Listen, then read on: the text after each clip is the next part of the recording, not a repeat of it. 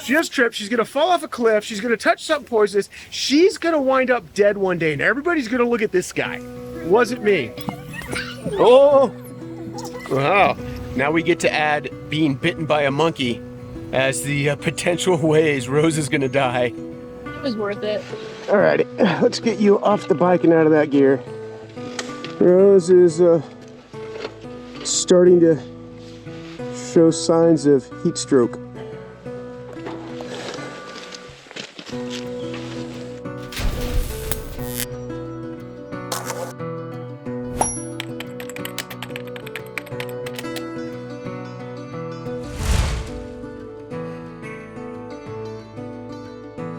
After an amazing couple of days in the Ecuadorian Andes, we awoke for our final day and walked back to Laguna Quilotoa to take a few more pictures, pet the puppies and the pigs, before mounting up and setting off for another roundabout ride north, sort of.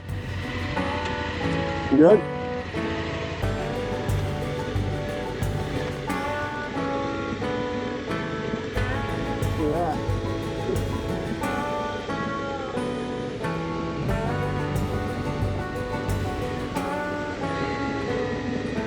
Continuing our tour of the Avenue of the Volcanoes, our original plan had been to visit Cotopaxi, but after learning the hard way that motorcycles were not permitted within the park, we decided to retrace our steps south to the hotspot of Baños de Agua Santa before departing the Andes for what would be our last time on our way to Puerto Misahualli in the Amazon basin.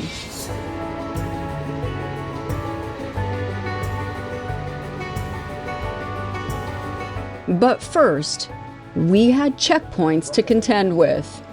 Hola. Buen día. Ah, gracias. Tenga buen día. Ciao. Fat pigs to pass, and more puppies to pet. How are you? Before topping off the tank and carving our way down Tawachi Canyon.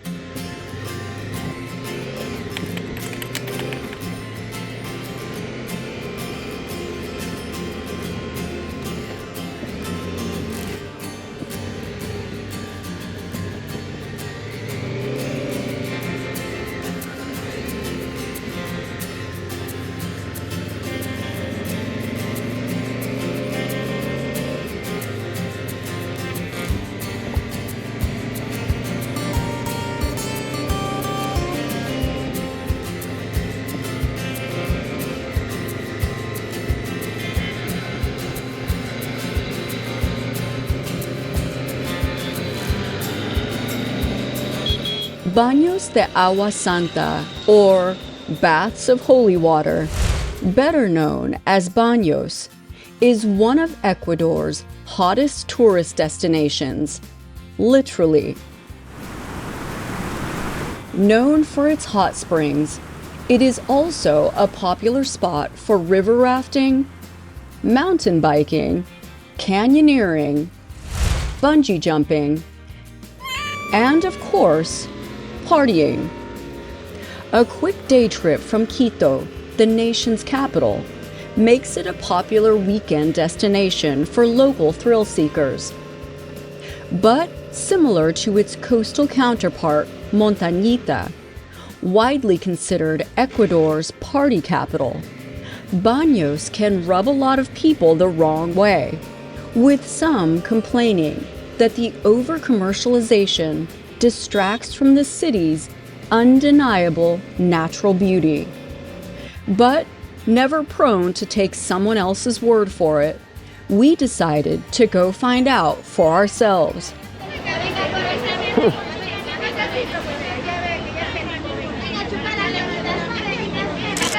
After grabbing some snacks, we managed to find a room for the next couple days. This room, with a view of the canyon and the bungee jumping? See, the problem is they're not really bungee jumping. They're jumping using dynamic climbing ropes.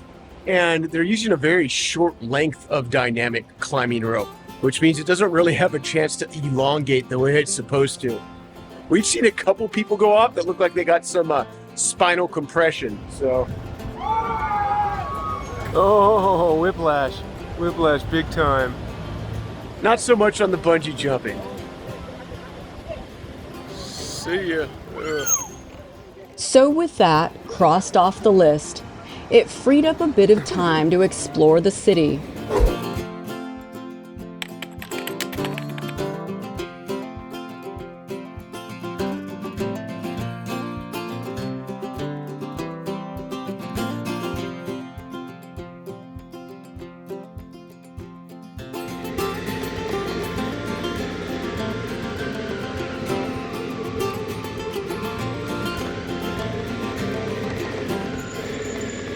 Luckily for us, this is midweek during the shoulder season. So most of the amenities and attractions are open and available without the crowds.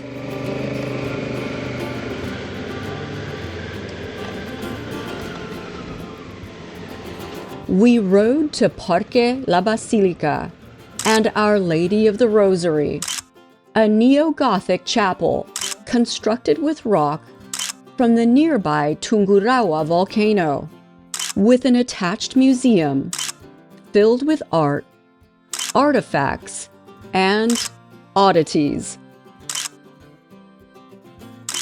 After our self-guided tour, we took to the streets to sample a bit of the omnipresent sugarcane taffy called melcocha.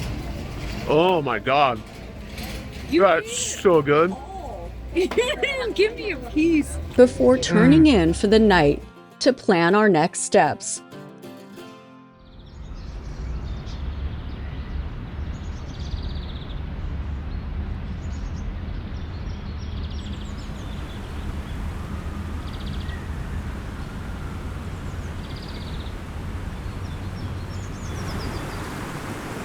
Baños is perhaps best known for a number of dramatic waterfalls cascading from the narrow plateau on which the city is built into the Pastaza River Canyon, a narrow volcanic gorge nestled between the Tungurahua volcano and the foothills of the eastern Andes.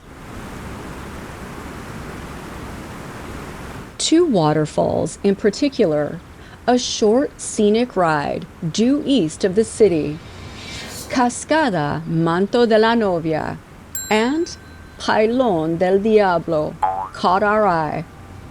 So we mounted up for a rare day without luggage or sunshine and rode into the heart of Pastaza Canyon to go chasing waterfalls.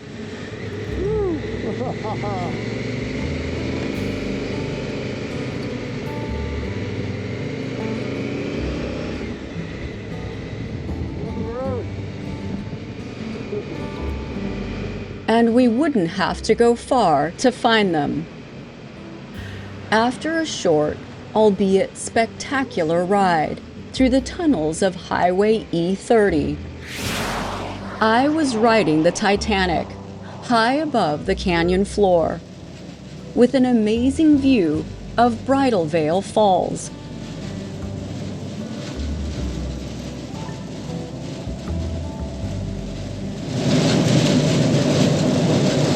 But this cable car is more than just a tourist attraction.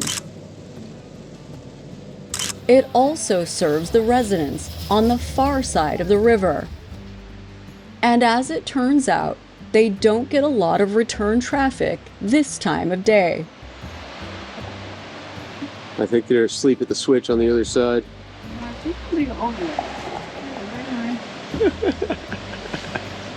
They have no way to signal the other side of the canyon that there's somebody here ready to go. So, other than waving hats, I guess.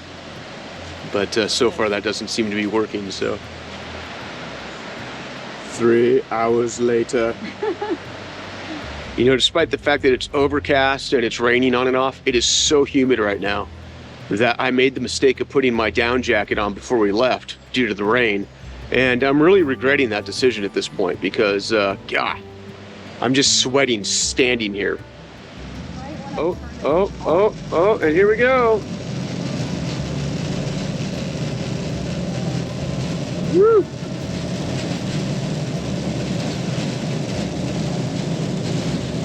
But luckily, after Chad had thoroughly soaked through his jacket, we were flying high over the canyon with one final glimpse of the falls before pushing on to what would be a unique and unforgettable dance with the devil.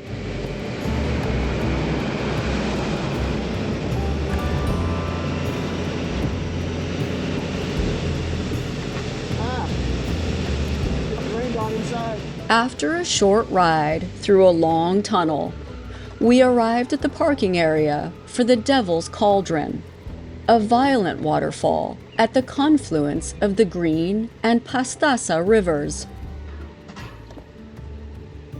which unfortunately required a bit of a hike. A hike that I might not survive. So moments after Rose touched this, somebody walked by and told us it was poison, so Rose is probably gonna die now. I already touched it once. Yeah, so okay. I can touch it some more. So let this serve as evidence, if need be, if necessary. Don't stop it. I need to hold on to these videos because eventually the day will come when people are gonna start asking me questions like, what happened to her? You know, they're gonna start looking really hard at me. Nah, she, okay, look, she just tripped right there. I didn't get that on camera. Look, but look at her, look at the look on her face. You know it's true. She just tripped, she's gonna fall off a cliff, she's gonna touch something poisonous, she's gonna wind up dead one day, and everybody's gonna look at this guy. Wasn't me. Fine. You'll be fine, she'll be fine. Yeah, you'll be dead and I'll be in prison. That's what's gonna be. You're in prison with me anyway. Yeah, well, that's true. I'm just trading one jail cell for another. And that is exactly why I hate hiking. But Chad's failed attempt to kill me aside, the juice ended up being well worth the squeeze. And if Chad thought he was wet before,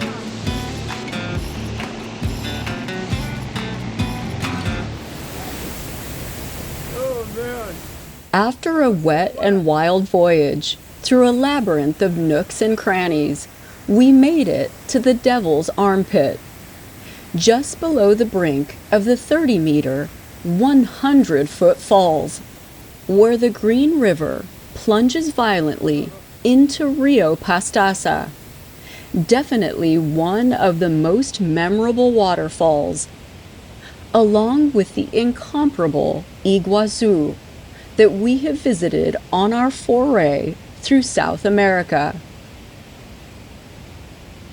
And seeing as how I had survived both the waterfall and the poisonous green caterpillar, Chad decided to have a bit of fun at my expense. All right, there you go. Wait, no. Smile. No, turn a little to the right. Turn a little to the left. Put your hands over your head. Okay, there you go. Now, kind of like, do one of those things where you jump in the air. No, Come on. No? You're not gonna do that? no. Yeah, I'm taking a video, by the way. So all the people that we passed on our way down the trail that looked wet and exhausted, now we get to be the people that look wet and exhausted hiking back up the trail. What do you think, Rose? Was it worth it? It was worth it. Yes, Rose says it was worth it. definitely. That is a rare compliment from her. Usually she's quite jaded. No, I'm just selective. Selective? Yes. That doesn't really explain me.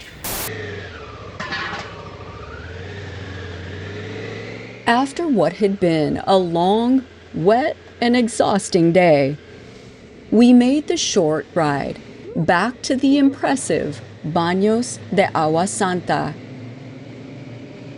where we took full advantage of the city's healing hot springs before enjoying our final night on the town.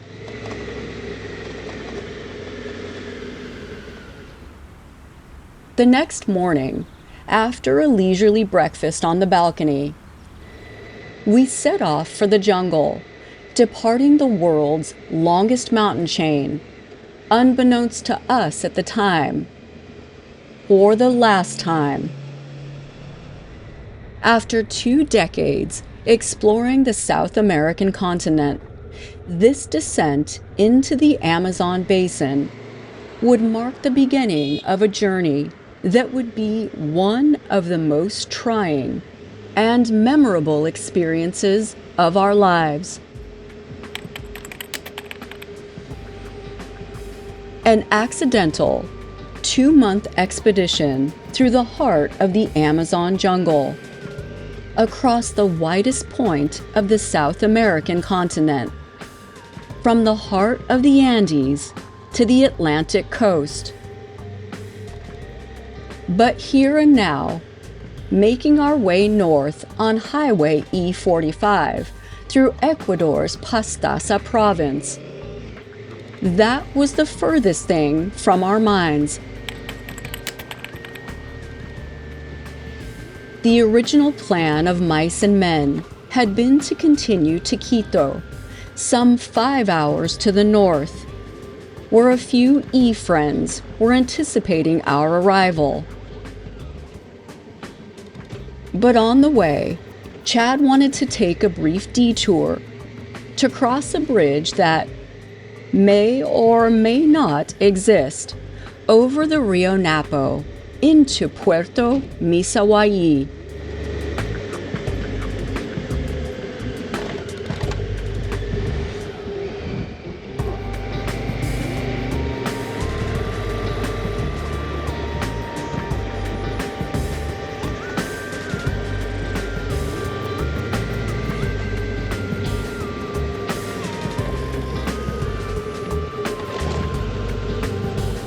So after crossing the dotted line into the Napo province and navigating a network of bridges that certainly do exist, we pulled into Puerto Napo to consult the map.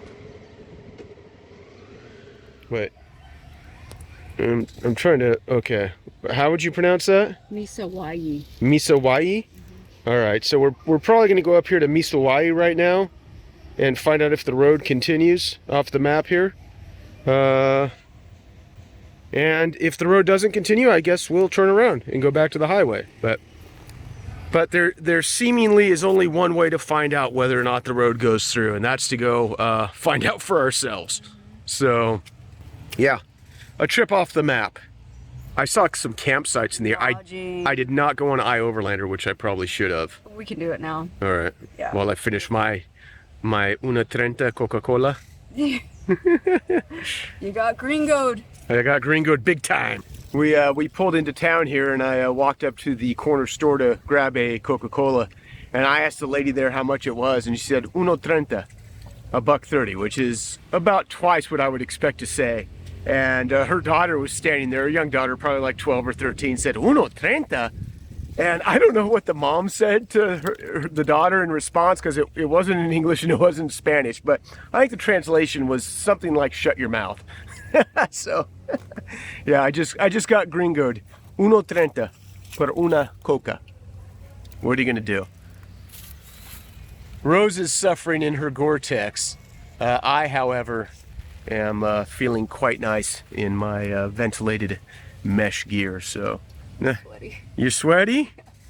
You're a little sweaty in the Gore-Tex? Yes. Yeah, well, what are you gonna do? I don't know. Just continue to sweat. Just continue to sweat. At least you don't have to get the rain gear out when it starts pouring like I do. It's pouring inside.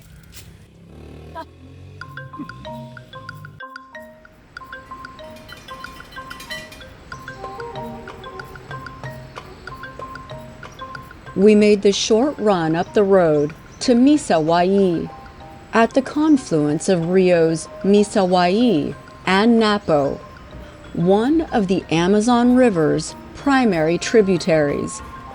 A small village of approximately 500, where capuchin monkeys freely roam the streets.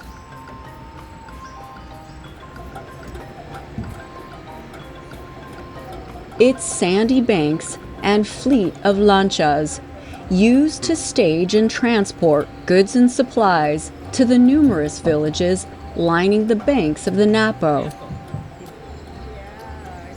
Not to mention the occasional wayward moto hobos, who in this case were ripe for the picking, for a 3-hour tour to Kamakmaki and Puka Urku, small communities boasting a museum, zoo, and a glimpse of life on the river.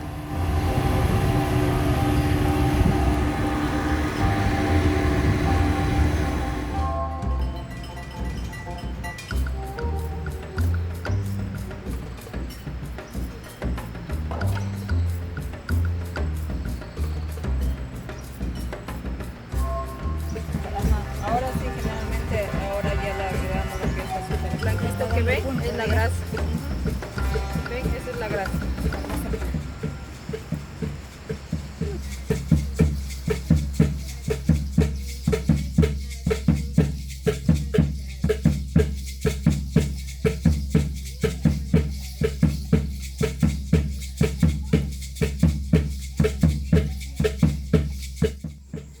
Hi. Like a hat? Want to buy my hat? Yeah? Why is your mouth taped? Are you really that dangerous? While Chad was busy whispering sweet nothings to a baby black caiman, I found this little brown-mantled tamarin tied to a tree. And one of the local girls made the mistake of letting me hold it, at which point it promptly bit me. He's chasing the monkey around. There he goes. Well, now Rose has to pay extra because she let the monkey go. Oh! Wow. Nailed him. Oh, man. So, after wreaking a bit of havoc, we took leave and made our way back upriver. Now we get to add being bitten by a monkey as the potential ways Rose is gonna die. If she catches some odd disease. It was worth it. It was worth it? Monkey bite fever? Mm-hmm. You already broke out in a rash on your face. You get all these red lines on your face now. That's the first sign. That's the first sign of monkey bite fever. Yep. And while I was busy going into anaphylactic shock, Chad was busy pumping our guide for a little local intel on road conditions. Apparently the road on this side of the river does not go all the way to Coca. So we're gonna have to backtrack about 20 minutes, cross the bridge and go to the other side of the river. We're gonna do that tomorrow. Today we're just hanging out, playing with monkeys. I'll try to explain. This is Misahualli, our stop for the night, midway between Baños and Quito. But Chad is loath to draw a straight line between points A and B, and noticed this loop through Coca and Nueva Loja, just this side of the Peruvian border, and deep into the Ecuadorian Amazon. But instead of taking the highway, there just so happened to be a road that didn't appear on the map, directly to Coca. a major port at the precipice of Ecuador's largest wetlands, home to a number of isolated, uncontacted tribes. So, the next morning, we set off in search of the road to Coca. But what started out as a harmless detour was about to turn into something else entirely. A trip down the rabbit hole and into the heart of the Amazon jungle.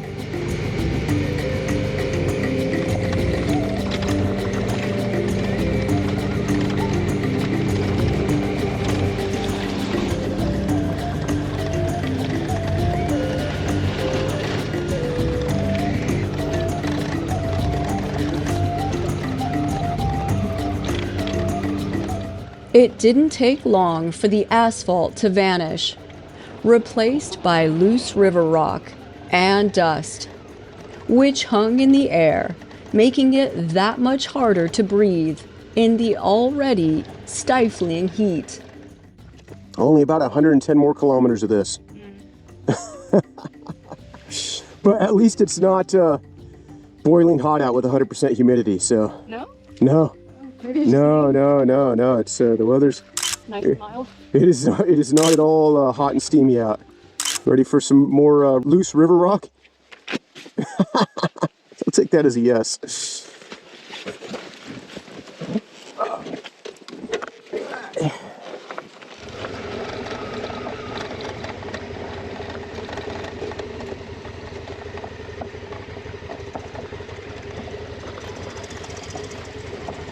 But as luck would have it, just a few minutes up the road, a small shop, crawling with kids on their way to school and stocked with cold drinks. Not to mention what appeared to be, Whoa, look at this. thankfully, Look at this. the beginning of the asphalt.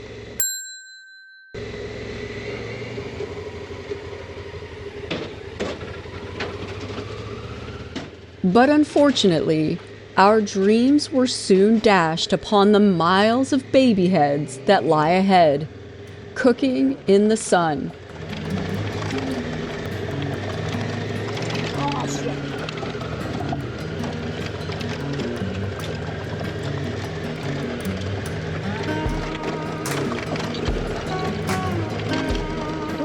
Both the Quechua and Guarani people call this region of the Napo province home. Human activity and survival in the Amazon revolves around its rivers, not only for food, water, and agriculture, but for transportation. Surrounded by dense jungle and with limited road infrastructure, the rivers serve as highways, and most communities are built along the banks of the Amazon and its tributaries, like the Napo. And right about now, I would give anything to be on the water and off the back of this motorcycle. While Chad was battling to keep the bike upright, I was battling the onset of what very well might be monkey bite fever, complete with blurred vision and chills. And while this is certainly no place to pull over for a break, I could tell something was amiss. I feel cold. You feel cold? All right, well, that's certainly not a good sign because you shouldn't be cold. So I'm going to get you into the shade and put some water in you and we're going to hang out for a while, okay?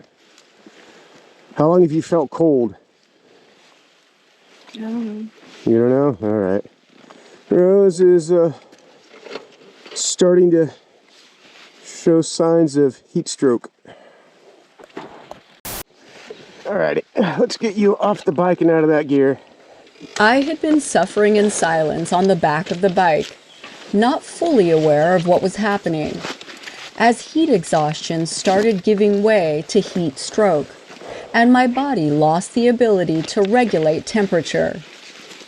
In 100% humidity, sweat doesn't evaporate, impeding the body's ability to dissipate heat. And despite having the vents open on my riding gear, as temperatures hit triple digits, I was quickly approaching what my brother-in-law refers to as boil in a bag. Heat stroke in the Amazon is no joke, and it is not an easy task finding shade out here either. Luckily, we caught it in time. So I hung out in the shade, sipping my way back to whatever it is I call normal, until making the short run up the road to the ultimate salvation, asphalt. And the final push into Puerto Francisco de Orellana, more commonly known as Coca. Ecuador's largest Amazonian port, at the confluence of the Coca and Napo rivers, and where Chad and I would unwittingly launch headlong into what would become one of the most eye-opening and harrowing experiences of our lives, chronicled in our upcoming mini-series, Across the Amazon.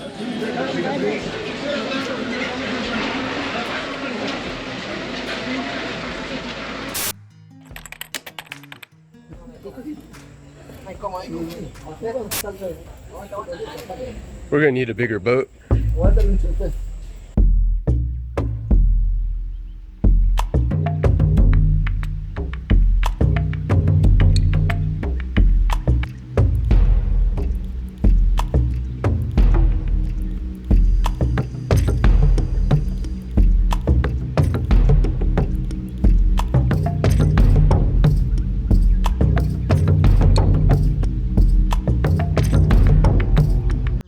There's between 7 and 9 families that live here in this community, and that's it.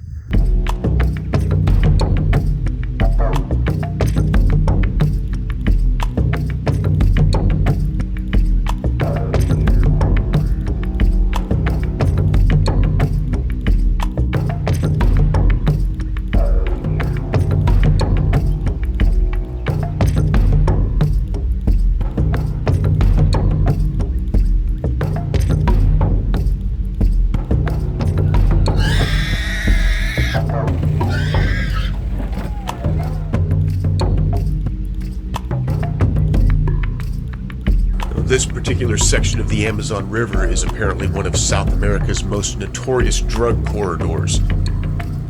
We've already lost a couple passengers due to the feds carrying them out in handcuffs.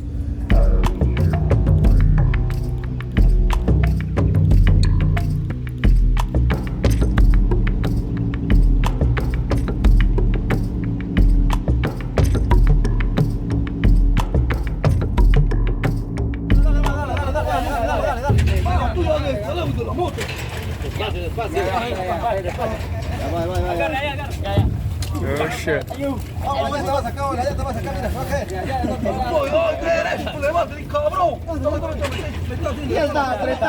Oh man, this place is amazing. I love it. I absolutely love it. Today's frontera is right here. Peru, Colombia, and Brazil. What a wild, wild spot on the planet this is.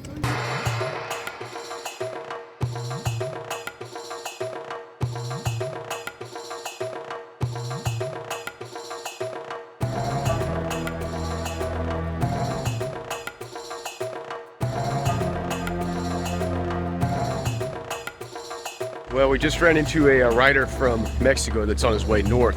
He and his wife crashed yesterday, and his wife broke her leg.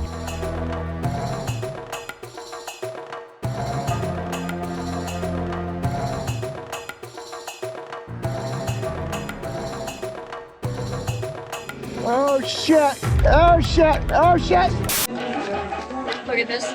Group of nice guys who, one of them in particular wanted to warn us that apparently there's been a lot of murders in this area recently. a lot of, as he said in Portuguese, a lot of shit going down. So he's warned us to be careful.